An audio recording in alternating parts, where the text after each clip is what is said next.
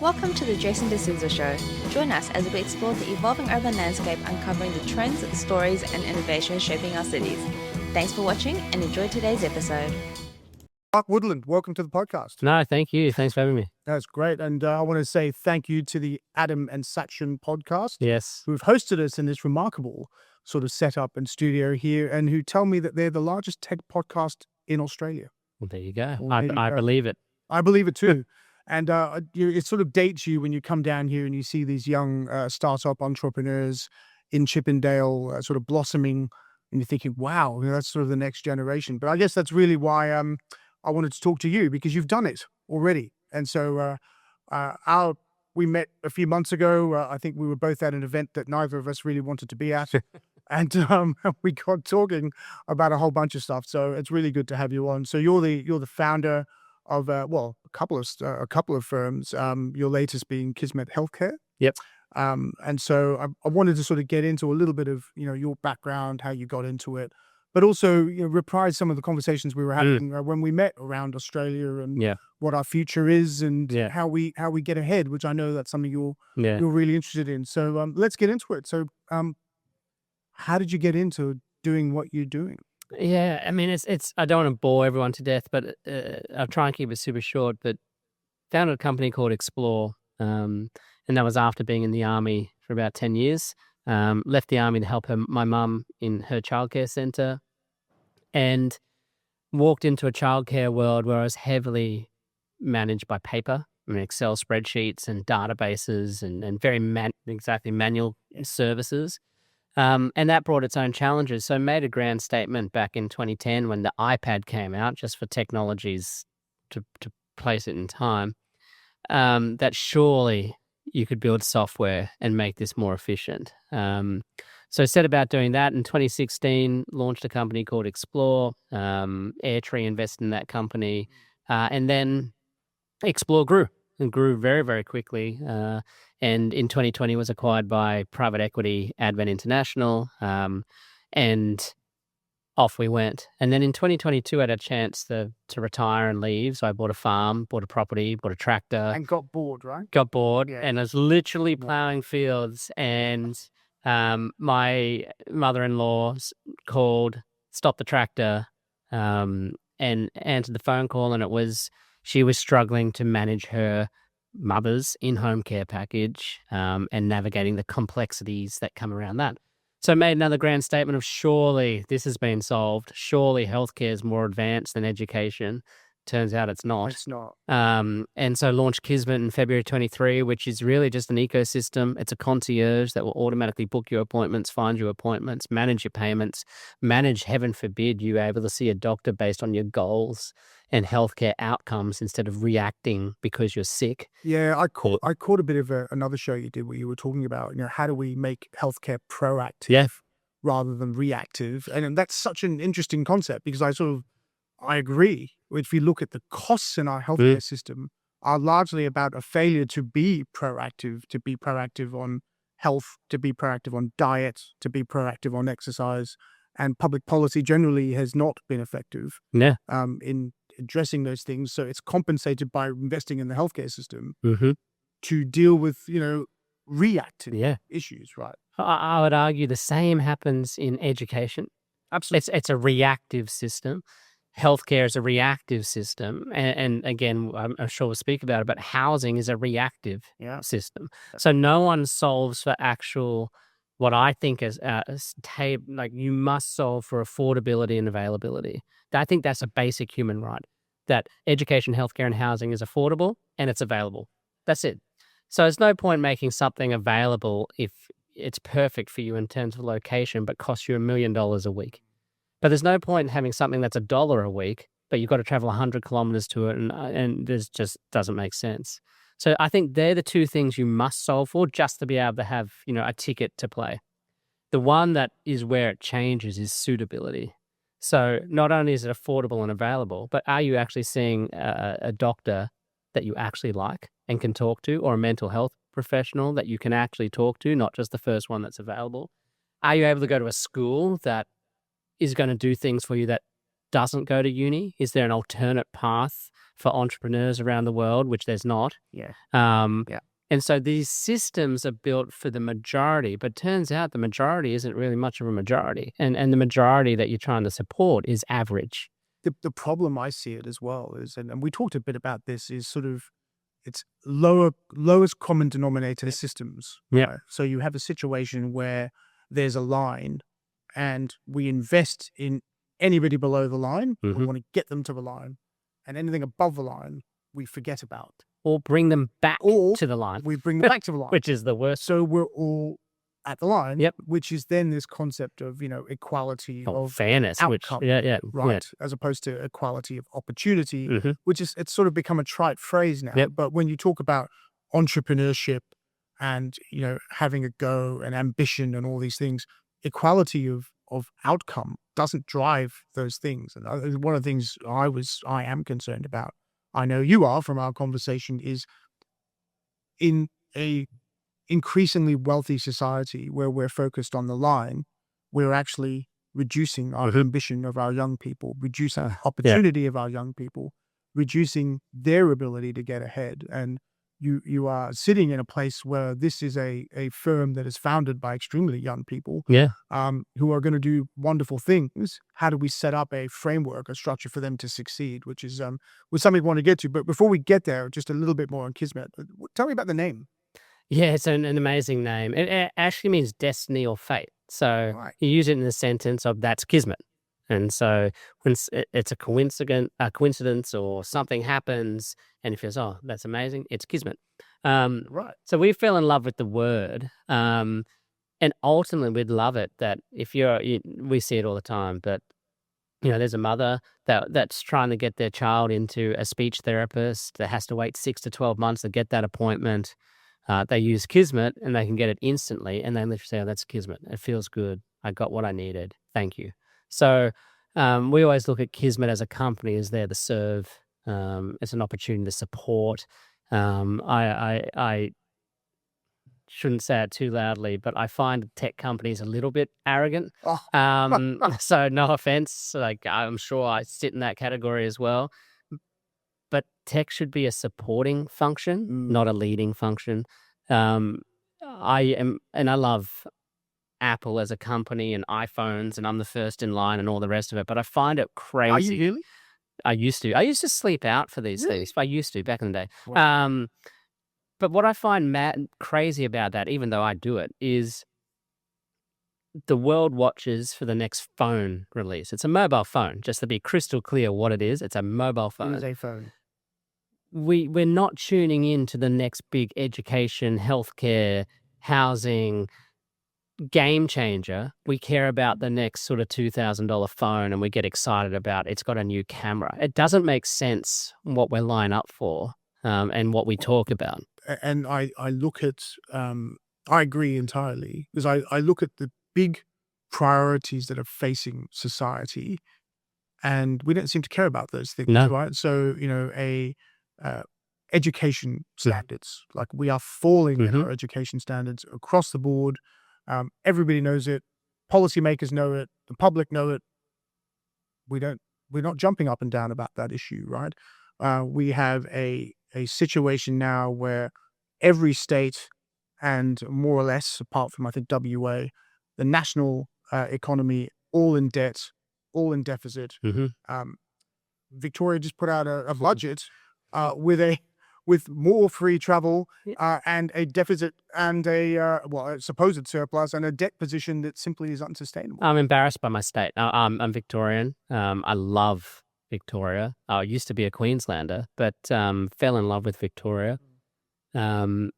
It could be an incredible place, and it's just not. I think it still is. I just think it's the government there has forgotten that its job is to grow an economy and not tax investors out of existence. Yeah, in general. I find it bizarre. And politicians generally now seem to be in a position where debt and deficits are no longer a concern globally. I mean, this is the same thing in the United Kingdom, the same thing in Canada.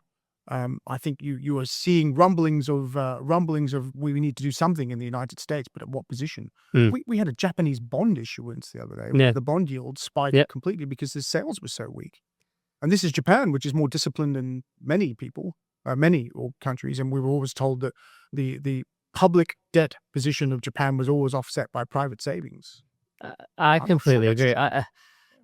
I always shake my head because if you look at government in the same way to bring in growth, if you look at it as a startup, how do you grow? Um, it just makes no sense, some of the things that are happening, because that's how you stifle growth. So just do the opposite. It's really simple. Just Yeah. do the opposite and things will grow.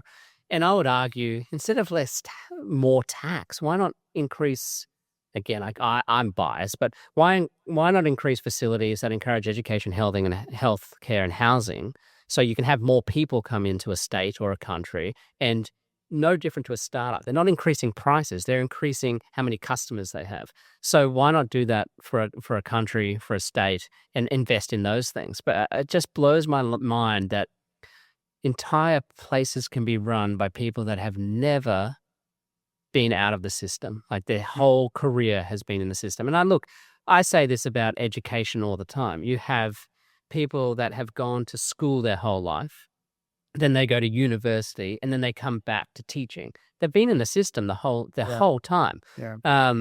And so there's challenges with that. And I think we do far more right than wrong in education, but we're the expert, we know best. Well, you don't know. And in education's a fascinating field, right? Because everyone has an opinion, right? I'm a parent, so of course we have an opinion. And my wife is in the field. She's an education governance expert. She does a whole bunch of stuff with universities, and she had some pretty firm views herself on these things. But I would say the public system is a gift, right, to our country. I think it's wonderful we can afford to fund it. That goes without saying. So let's focus on it being better. Yeah. And one of the things I've really struggled with is the level of bureaucracy that is sort of imposed on schools. And you don't see it in private schools. They are themselves, they govern themselves. The principal has tremendous authority. Whereas I talk to teachers in the public system, and they'll say, the department says this. The department says that.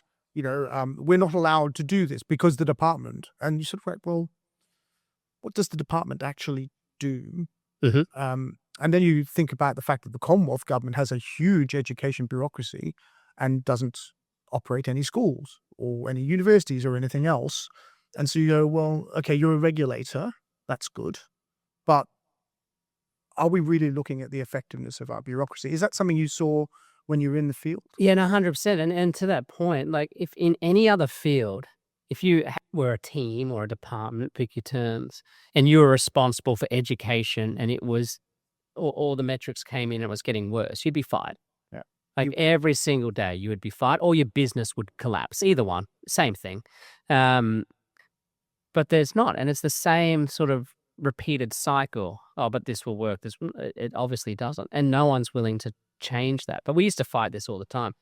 What I found fascinating when I was in early education was sort of the masses interpreted legislation based off no actual fact. So someone had said, this is what you do, therefore someone else did it and someone else did it, but no one actually looked at it. So the most one that we always fought was digital attendance. So back in 2010, it was a physical piece of paper. You sign on the piece of paper and off you go. But legislation doesn't say that. It doesn't say you must sign a physical piece of paper. You can digitally sign something. But everyone interpreted that you must sign as physical signature, and that became the norm.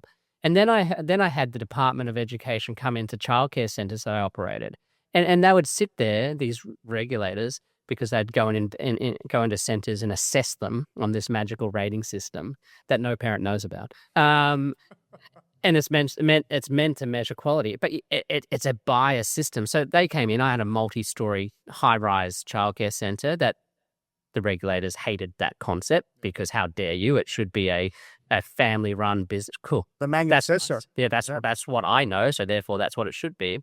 And this lady walked in and said the first thing she said. I said, "Hey, how you going? Welcome. oh, you're not going to pass because you're in a high-rise building. So where does that say in regulation that that's what happened? It's your opinion on the world. And how do you know that this is not suited for the families, which is what education should be, and the children? And it happens to be there's a cohort of families that prefer this style compared to the style you think is right. So you see that all the time in schooling. Like, the model itself is designed to go to university.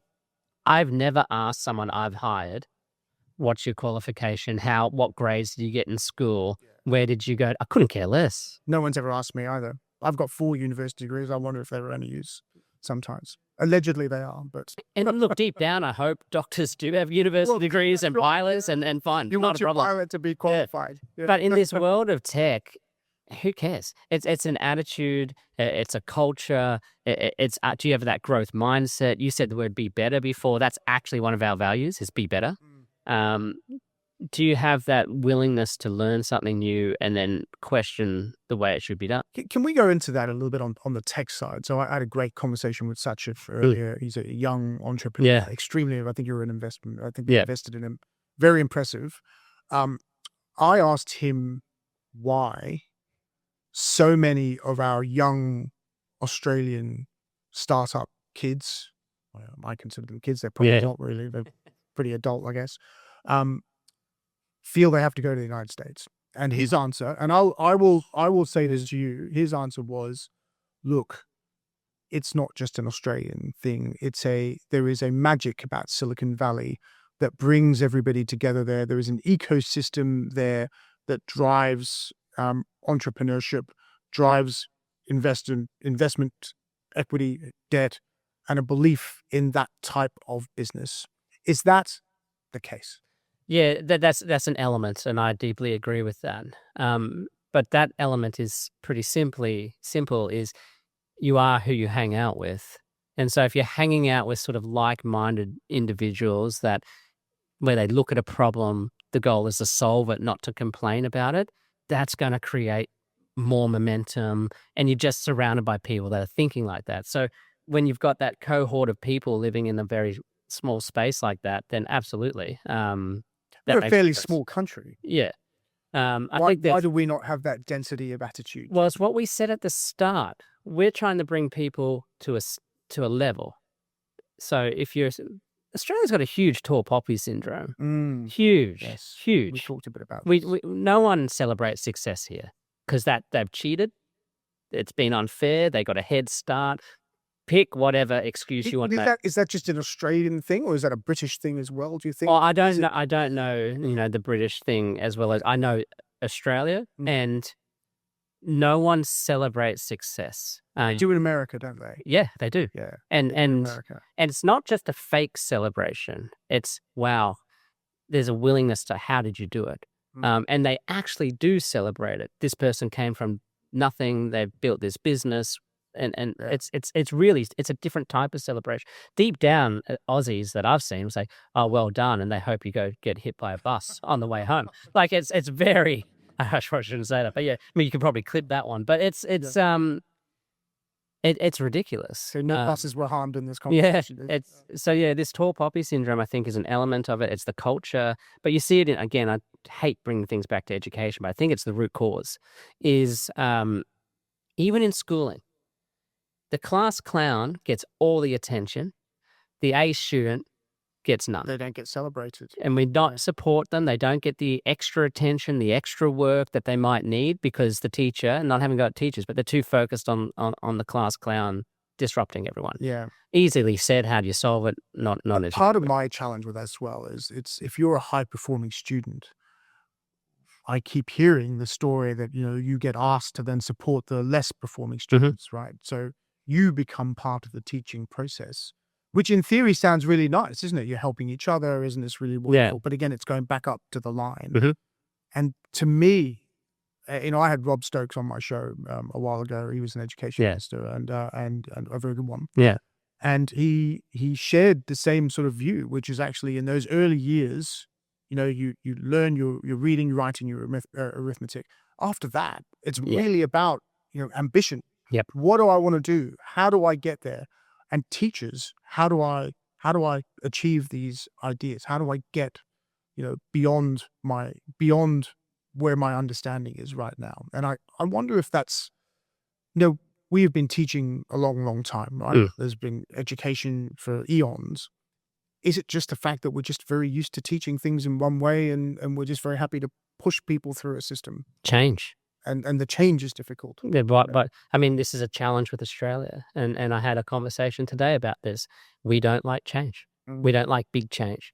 And unfortunately, the only thing that's going to solve some of the challenges that we face is significant change. Because if you don't take any change, or you like small change, unless you're doing small change bit by bit by bit by bit, indefinitely, you eventually get to big change. But as soon as you stop doing the little change, you literally stop. And so you lose this sort of momentum, and eventually you're going to have to do a big Hail Mary solution. And we don't enjoy that. Pivot before it's too late, right? Or avoid the pivot because you're incrementally changing over time. Yeah.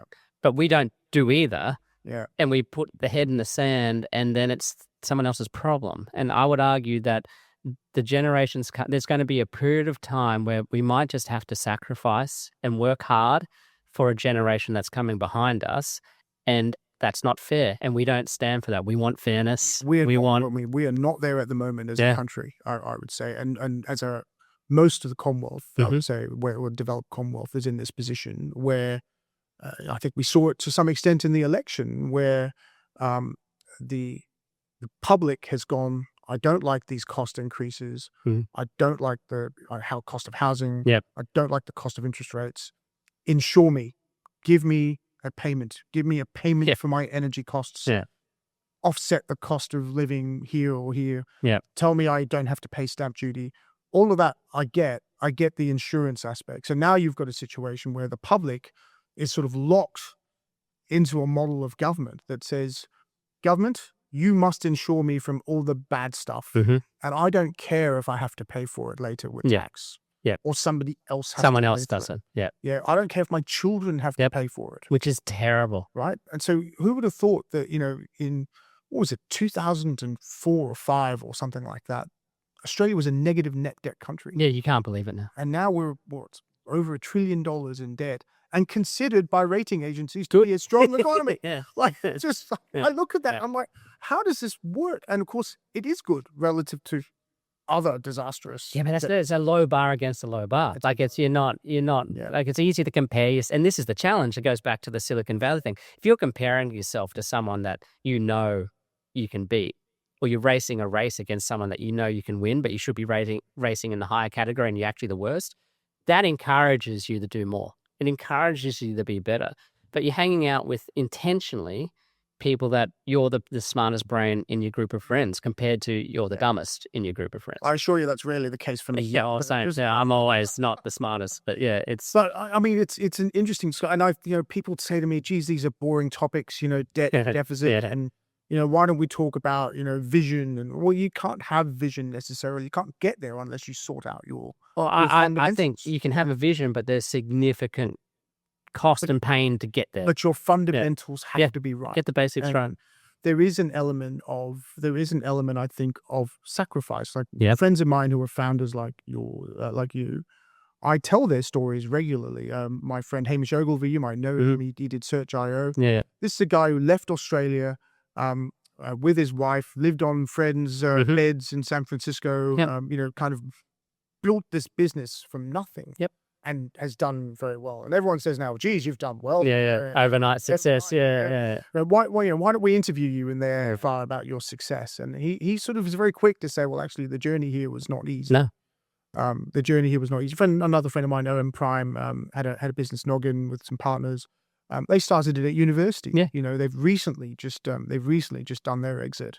Like, it is the sacrifice that you need to make in business. In my own firm, my partners and I left a very comfortable corporate life, all that sort of stuff. It was nice trips and all this stuff to start a business, sort of in your 40s. And people say, geez, it's wonderful. You've dropped your corporate jacket. Like, I put on a new jacket, but it's mine. And I've actually got to work hard to and it's very heavy. It's heavy. It's heavy, right? And it's wonderful. It's exciting. And you get to do lots of really interesting things. But it's a different game. Right? Comes with a cost. So what do we do? What do we do about our cultural malaise, if we want to call it that? Are we, well, first of all, are we catastrophizing things? Yes, is the like if you really looked at it and you compared and you went in and someone, it's not as bad as that, education's not that bad, and they start rattling off all we're X in the world. Okay, awesome. Tick, tick, tick. Australia's awesome, do nothing. I'm wrong. You're right. That must be a Mark problem. Yeah. Therefore, stop whinging though. Like, shut up now. So cost of living isn't a problem. It's not a problem. No, housing isn't a problem. We're saying that's not a problem. Yeah. So don't whinge. Yeah. Not a problem. We're happy, is what we're saying. Cool. But we do whinge, don't we? I mean, the concept, I always laugh when I first moved here from Hong Kong, there was this concept of the whinging pom. Yeah. Right? And the whinging pom was a group of people who had moved from the UK and constantly compared what was an emerging country at the time from the Keating era recession to the UK. Yeah. You go to the UK now, and you don't hear that now. Yeah. You don't hear expatriates from the UK say these things in Australia, but you do hear Australians saying that. Yeah. To some extent, you do hear a lot of complaining Australians, which is it's not aligned with our character. No, I think it's new. Now, I could be completely I think wrong. it's the product of wealth. It's the product of 30 years of unbroken growth. I think we've become very complacent and entitled, and we haven't fought. We haven't been fighting for that change for a long time. And now you sort of got this. You're moving into a world where you're not going to be able. You can't afford a home. And I'm not saying it's baby boomers' fault. It's no generation's fault. It's just the challenge. And everyone's got a statistic. Oh, but this is this. Okay, don't care. It's all fine. But what do we do? But the facts are you now what? So obviously it is a problem, but no one wants to say it. Everyone I speak to with children, they're not happy with education. Everyone I talk to in aging and disability and healthcare, they're not happy with the system.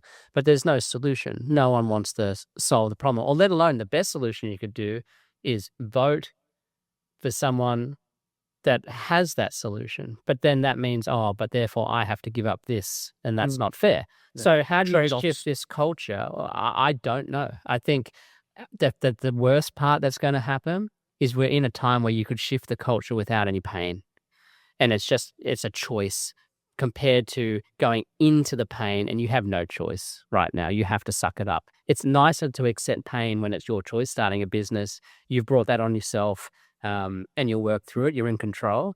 But when it's forced on you because we have no choice and we have to make dramatic changes to fix the direction of pick a problem, you're on the ride. You're not part of it. You're being forced down a path, and that's where it's going. It's a question as well, I think, of hunger. Yeah. Right. So, I can't remember who said it, but basically said a recession brings out hunger. Yeah. Right? I'm not praying for a recession. No, but neither of us want one. But it is true to some extent. It's resilience. Right? Where you've got to be resilient. And I mean, let's go on to the housing thing. Yeah. I brought it up a couple of times because I agree with you. And it's again, I make it very clear to people I speak to that this is not a uniquely Australian problem. No. I mean, this is the same problem in the United Kingdom, same problem in Canada, same problem in parts of the United States. Very developed countries have this problem. The fundamental issue really is, the concept of home ownership. There is one school of thought that says you create wealth by owning real estate. Yep. I come from the real estate industry, absolutely. And same with infrastructure. Another school of thought that says, no, actually, you can rent it. A European style of housing is that you rent it. So if you go to any of the Scandinavian countries or to France, there's quite a large rental stock. The UK, Canada, and Australia really comes from this idea that the home is your wealth. So for a young population coming through that says, actually, I can't get on this housing ladder, I can't buy a house, the only then solution is to rent housing, which means we need more rental supply. But there's so many things here. What if you could do all of it? So it's not just renting or owning, and there was a system where it was you get to do both. And what if that was on a technology that was easily transferred? So you look at the whole concept of housing, and that's how you build wealth and all the rest of it. The challenge you've got with that also is it's a cultural thing. It's always the Australian dream to own a home. It's a culture thing that's been, even I know that saying. Oh, yeah. But I know it's not possible. So you're already telling people that to fulfill your dream, you must own a home. It's a very sort of forced. You must own a home. Yeah, You and must. therefore you're successful. Therefore you've done the right thing. Yeah. You've got the right job, and you go right back to the root cause of it. Go to uni, get a good job, be able to afford a house, live the Australian dream. Right? That's been the message that's been sent since, well, for my whole life. That's all I've ever heard. And then you feel like an absolute loser because you can't achieve that goal. You feel like you've failed. But it's a dream being forced. That's not might be my dream. I might not want a backyard to play cricket, which is the suitability argument that I make all the time, is affordable, available, and suitable. Like if I'm a single person, and I haven't been single for many, many years, married, kids, so I don't know, and I had this conversation the other day, I'd be useless if I had to go back into the dating market. But this is my assumption on what people I think want. guys like us have these conversations. Can you imagine starting again? Well, no, someone said to me, I'm way off topic now, Well, but someone said to me the other day, oh, this is what we do when we meet. And I was fascinated because we go to the bar, we make. If I went to the bar, I'd sit by myself, I'd have a whiskey and then go home. I wouldn't engage. I'd just be happily sitting by myself. But it would be the same. And like I had like my young team members who use dating apps come on. So I'm like, and they're like, I met this guy on Bumble or whatever, and he said this. What do you think it means? I'm like, how would I know? Yeah, I don't even know what emoji you're saying. But anyway, it's Anyway, but it definitely is a cultural thing. But heaven forbid, and I'm generalizing, but a single person might want to be going out to meet people. They don't need a backyard. They don't need a 4-bedroom house. Yeah. But over time, those needs change and they shift. And also, you might have a family, you might not have a family anymore. Things happen in life. So how do you build a system that can move with your life and you own that system throughout, which is the whole concept of what we think is it's interesting that you put it that way, because I had the same type of concept when we were looking at the sort of continuum of real estate, saying, well, when you're young, you might want a 1-bedroom apartment, you might partner up. When you have children, you might want to move to a 2 or 3-bedroom apartment or house. You might want a bigger house after that. After that, you transition to some form of retirement living that serves your needs. What if you could invest in a vehicle that would give you access to all of that product? And you still have the access to the growth in wealth that comes from real estate without having to own the actual real estate. Amen. And this is not a crazy concept, right? I mean, really, the whole concept of build to rent right now, which in Australia is really very early, but it's very much apartments. It's not differences in typology. Yeah, I think the subtleness is exactly what you said, though, is how does it morph over time? And now we've got technology that we didn't have 10 years ago. So blockchain. So all of a sudden, everyone laughs. Every time I say blockchain, meme coins. No. What about blockchain, the technology where you can instantly transfer wealth? And so if you had your housing system set up on blockchain where you're paying a little bit more rent, but you're owning some of that property, which has real value. And then as you move out of that 1-bedroom house, you could sell it and you could buy new coin in a new property, and to your point, you're getting the wealth. So the house is sort of backed by the coin, in effect, right? It's an interesting concept, and I think that's what I really love about your way of thinking is the sort of how does technology actually enable the dream that we spoke about, right? Because essentially, wealth creation is what people want. They want to be able to achieve a level of wealth that allows them to support themselves, their family, their aging parents. Or I've heard you speak about the sandwich generation, for example. All the time. You and I are probably there in exactly that spot, right? Where we're getting to a position where we've got young children and aging parents and all the dads at my school talk about this stuff, right? It is a challenge. And I heard you, I don't know what podcast it was, but, in sort of considering what I was going to ask you, I heard you talk a little bit about the fact that your software at Kismet is designed to take the pressure off, I think it was the oldest sibling. Yep, it's usually the eldest daughter that gets lumped with the burden of having the care. And it's no daughters in my family, so it'll be me. Yeah. But the sad thing with that, I'm not trying to put this out there, but you lose the relationship with your parent because you become a caregiver. Yeah. And so it's an admin. And then you feel a sense of relief when eventually your parent passes, and huge guilt comes from that because you don't want to feel that. And in such a wealthy country as we are, where we have such a huge investment in the healthcare system, it shouldn't be like that. No. It should not be like that, because it shouldn't be a situation where where the older sibling somehow becomes a carer in a system that's designed to care for you throughout your life. And then we all sit around saying how amazing things are. Like it goes back to this whole point. Like it's not amazing, and it's good, but why can't it be great? But that's the point, right? That's exactly the point, which is we're very lucky. We're a lucky country. We have everything we could ever want. Love this country. We have every resource we ever want. We have everything from physical resources to intellectual resources that are here for us. Why shouldn't it be great? It should be. Right? It should be great. And how do we get there? And I look at, many of my friends are in politics, for example, and I have arguments with them about this. Like, I'm like, I get the usual argument. Well, why don't you stand for office then? Well, fine. Well, show me how is sort of the first response. So it's designed so you don't. It's designed so you don't, right? But even so, you look at it and you go, why do I need to serve an elected office in order to be able to contribute to this differently? Yeah.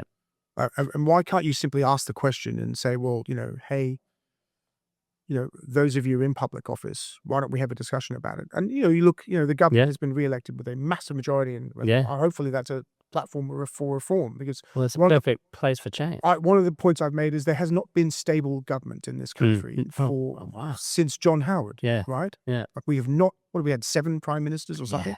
Yeah. Right? And you cannot reform a country like that.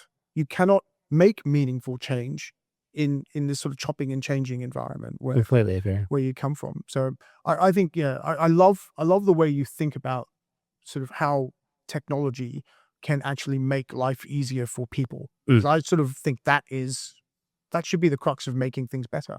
Well, I was always told that was the point of technology. Yeah. And I remember it's not lining up for the iPhone outside. Yeah. Well, you look at AI these days, and boy, do I hate saying that word out loud. But so hyped. I believe in it, but boy, oh boy, everything's AI. It seems like it's the thing, right? Yeah, but I was always told, because I studied law at uni, I never finished, but I studied law, and I remember a lecture. To this day, they stood up and said, technology will never replace a lawyer. What was one of the first things people started doing with AI? Jamming their contracts through, summarizing it, fixing it, write me this, write me that. It did.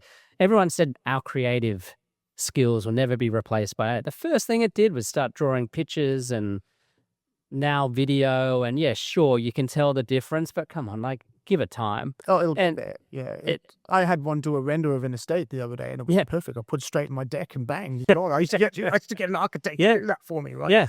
It's gone. I did hear a sort of, like, I guess, not quite so amusing meme that said I was looking to AI to do my dishes and wash my laundry. Yes. And so I could focus on art and culture, and instead it's doing art and culture. And I'm still doing my laundry. That is exactly it. It's okay. Elon's robot's going to replace. Yeah, and then the whole argument, so what do you do? And it's I just think technology should play a supporting role, and we just expect technology to take over.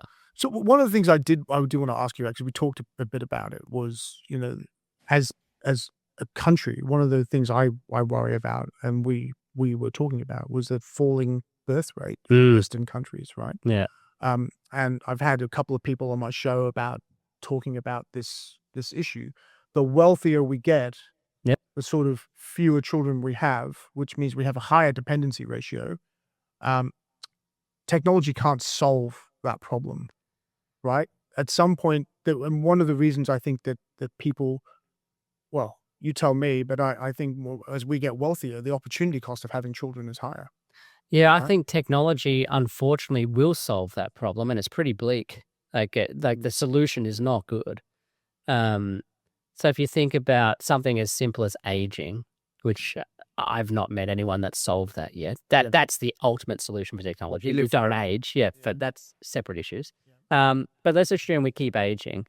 The system that we've built is your children take care of you in your home. So that's reliant on housing to have a home, and it's reliant that you have children. So you age in place, basically. Correct, which is the whole system. That's good for this generation currently aging, baby boomers. And I'm not having a go at them. I'm just saying that's the generation that's aging. That works because that's the system that it was designed, and it works. Millennials are the second largest population. They're aging very quickly behind. they don't have access to the same home. So where do they age outside renting and things? But eventually you don't own your home. You can't afford rent. Eventually it catches up. Unless you have some other form of wealth creation Sure. mechanism like we were talking about. Which affordability in life, that's not happening. Yeah. And then you've got Gen Z who have to take care of the second largest population, millennial, who definitely don't have homes or access to homes or access to affordability. So the system breaks, the tradition, the culture breaks. So the solution then becomes, well, maybe robots do come into the homes and do the caring aspect. And so technology does step up, but it's not good. It's not a good picture. Okay, that solves the caring problem, but it doesn't solve our population problem. No, it doesn't solve the population problem, but in the sense ourselves with robots, right? No, right? and I think Japan just did it recently where they had an artificial womb. So Japan's got the lowest birth rate. It's actually and South Korea apparently is worse. Okay, I didn't know that, but I've always focused on Japan. But Japan just released, and this goes back to your point about need and resilience and hunger. So who's the first place that invents sort of an artificial womb? Japan. Because they have no choice. Correct. Because they're aging so quickly, right? The Chinese population has shrunk. Who would have thought the impact of the one-child policy, which was celebrated as population control when I was growing up. Yeah. There's no question that chickens have come home to roost. And now there's a population decline. And you look at the West. I saw a graph recently of 4 or 5 European countries, and the trajectory was just a collapsing sort of birth rate. Yeah. And one of the issues I think is the case is the fact that we are now living in a society where you must have, if you are looking to have a family, you do need a 2-parent household. You do need a 2-parent working household. Yeah. And so if both parents are working, the opportunity cost of having a child is lost income, is lost lifestyle. And you can see the spiral literally happen. So both parents are working, so you send them to education, childcare stuff. You're unhappy with the education system because it's not getting your child ready for the world that they're going into. They go into the world, and it's just this vicious spiral. And I look as well, and this is always dangerous territory when two blokes are talking about this sort of thing. But I can see Pat going, he's in trouble too. I look at there is a debate, and there is a legitimate debate to have about the quality of care you have at home versus the quality of care you have in childcare, where the role of a parent is to try and raise your child, which you don't get the capacity to do if you have to work. Exactly. And surely the position we're trying to get to is one where you have the choice. Right? Yeah, it goes back to suitability. If you want to be at home with your child, you should have that right, man or woman. Yeah, anyone, right? And I think that in the economy we have now and the economy we have structured now, across the board, is a debate we should be having. I agree. But it's one of the ones we're not having. And the Treasurer has come out recently and talked about productivity as being most important things, most important things on the agenda. And we're starting with a cut to student debt and an increase in unrealized gains. What do you think of the unrealized gains? I think it's madness. Okay, so tell me why. I agree, of course. Absolute madness. I think, well, if you're going to encourage investment in a state, in a country, why make it hard? Like it's and okay, super, and the stats. Okay, the stats, it affects like a few people of super over 3 million. But that's not where it's going to end. Correct. We all know that, and we've seen that from COVID. Yeah. Things don't get rolled back; they stay in place. Yeah. So, okay, yes, right now, sure, there's an argument that it's fine, but what if we've just been speaking about home ownership and affordability? Yeah. So all of a sudden now your home goes up in value. How do you even investment property? If they put unrealized gains on investment property, what will happen to rent? It will go up. But they put unrealized gains on something as simple as a startup. Well, why would you start up ever? Why bother? That to me is the frightening scenario here, right? And you're right. Whenever policymakers introduce a new tax, it's very rarely removed. I think the only example I can really think of taxation being repealed was following the introduction of the GST and the repealing of state taxes, and even then, not all of them were repealed. Right? So, my worry with this policy is not the superannuation thing, because they're designing it as wealthy people above $3 million. Yeah, But the stats make it fine. look good, sure. It is Yeah. when you say to the startup entrepreneur, "Hey, your company was $10, it's now $1 million," right? Yeah. Can you please pay me your 30% tax? And I don't like the statement that's actually made me the angriest is, "I'll just sell, so you can pay the tax." Why? But why? What do you- On what planet is that a sensible outcome? Like, But it goes back to your first point. Why do we go to the US? Well, here's an perfect example of why would I even stay? What's the point? And as soon as this came in, we immediately looked at moving offshore. is that because you think that this will be extended to startups? 100%. I don't know. But yes, I would, if I would place a bet in time, yeah. Yeah. Why not? So, this is the thing that really bothers me, right? So you've got a successful entrepreneur like you who loves your country, who loves served my country. served your country, and the first thing you think of is, my gosh, I've got to get out of here because I'm going to get taxed out of existence. Well, Victoria is a great example. I love Victoria, but it's not the easiest place to live. Yeah. So why stay? You have done that, right? I have stayed because I deeply love Australia and I've fallen in love with Victoria, but it's becoming difficult. It's all right, Mark. Your coffee's still good. Yeah. I assure you. Well, I don't know because I don't drink coffee, but you could, even then you'd have to question it because no one's, but this is the thing. You're not paying $100 for a cup. I know it's an exaggeration, but why would you pay stupid amounts of money for a coffee? You are paying $8 a cup. Yeah. So why not just people will make it at home. So now you've killed that culture. It's gone. And this is the thing. I mean, there's so many areas we can go to here, but the impact of COVID on Melbourne, we still have not recovered, right? And I don't know we will. I was looking at the commercial real estate numbers. Sydney 87%. Adelaide and Perth running at 90% occupancy. Victoria, Melbourne's still down like in the high 60s. Walk down Burke Street, which used to be a place that used to be busy. It's a ghost town. It's tragic, really. I mean, I think it goes back to what we've been talking about a lot on this show, which is I love the capacity of Australians to drive for something, to go for ambition, right? And I've seen it in this country before, and I've seen plenty of examples of success, you being one of them.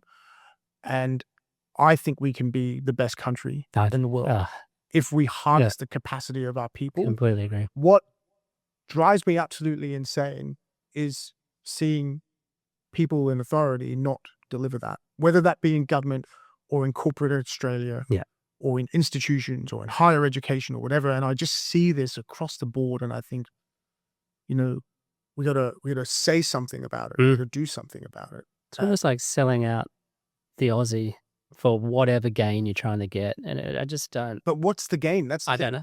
That's the gain. What I mean, I'm all for selling something for gain. I mean, that's business.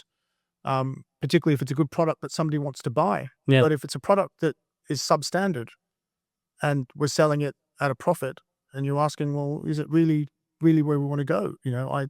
Because it's a bit like saying, I'm going to sell my arm, right? I've got two arms and I can make a lot of money with two arms. Yeah. But I'll sell this arm now because I'll get this capital now and I'll make less in the future. That's okay. But and that's the model we're operating now. And I just I wonder how to shake out of it. And I wonder how we can borrow some of the better parts of the United States. Because let's be clear, the United States isn't perfect. Yeah. But some of the policies they have are right. The idea of small business loans, for example. Yeah. The whole SBA program drives entrepreneurship. Right. Encouraging it to be made in country, celebrating that success. Yeah. Cool. And that's cool. You've got this whole venture capital environment there that supports people like you who come up with ideas and are willing to take risk. Right. We'll have to end soon because Lily is pointing at figures. But it's been an absolutely fascinating conversation. And having you on, you must come back on because I think we've got a lot more to talk about. I can speak for days about it. But let me ask you this. We've got 5 minutes. Let me ask you this. If I was to say to you, what are your 3 things that you really want to see in Australia that will solve some of the challenges that we've got forward? And I promise you this won't be a YouTube short. Yeah, no, I mean, it's definitely education, healthcare, and housing. Like you solve those 3 basic sort of rights and you make it affordable, available, and suitable, like suitability matters. Then people are out of survival mode. They can turn their heaters on in winter because they're not worried about being able to afford it. And I think that's the start of then getting the Aussie out there thinking about what does the future look like. No one cares about generalizing. People don't care about the future because they're trying to survive and they're trying to live and they're trying to get their kids to school and trying to get them fed, and they're just trying to get home at night and not have to deal with the endless drama that comes. So you solve some of those three things, that service, and I think then you've got a chance. It's the basics that you spoke about. Yeah. I think they're the basics. I couldn't have put it better myself. Mark Woodland, thanks so much for coming on the podcast. No, thank you for having me.